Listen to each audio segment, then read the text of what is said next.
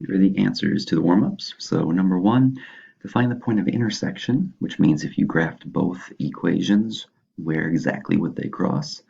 You can use the equal values method. So I take the first equation and make it equal to the second equation. And the reason I can do that is they both are equal to y. So I can drop the y's off and just set 4x plus 3 equals negative 2x plus 1. Then I just go through and solve for x. So I'd add 2 x's to both sides. I would subtract 3 from both sides. And then divide both sides by 6. So I get x equals negative, if I simplify, 1/3. And then to see the y coordinate, because again, when these cross on a graph, one of them is going to look something like this. The other one's going to look something like this. I want to know when they're going to cross. So the x coordinate is negative 1/3, but what's the y coordinate? So I go back to either equation. Let's say I go to the first one.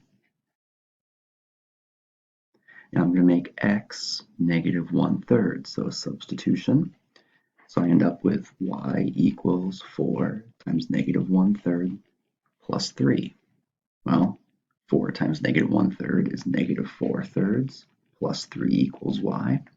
And negative 4/3 plus 3, this is negative 1 1/3. So if I were to add these together, I'm actually going to subtract because the signs are different, and I'll get positive 1 2/3.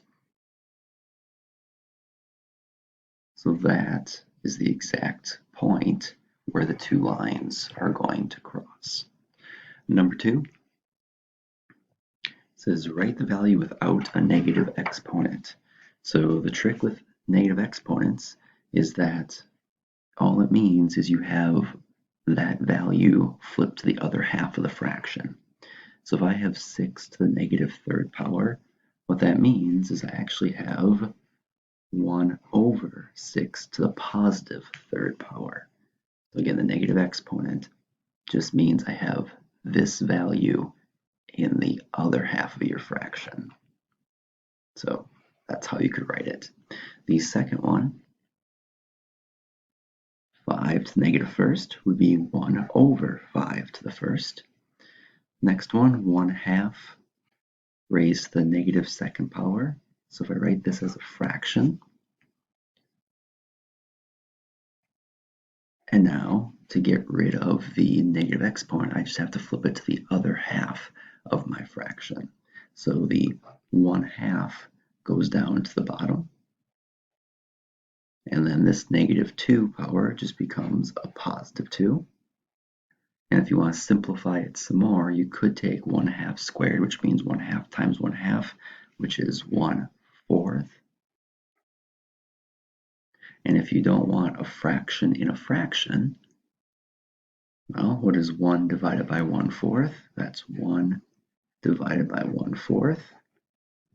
So same change flip, 1 times 4 over 1, and you get 4. So this is actually equal to 4.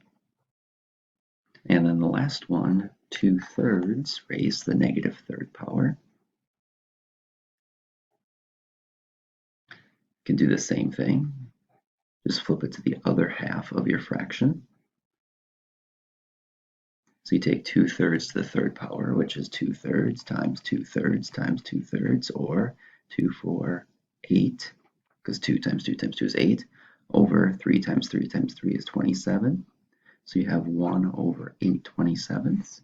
And then you just divide 1 divided by 8/27. 1 divided by 8/27. Same change flip because you're dividing fractions. So 1 times 27/8.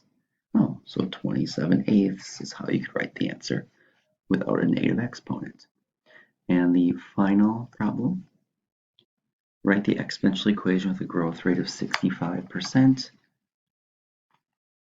and a starting value of 300. So exponential is y times y equals a times b to the x power.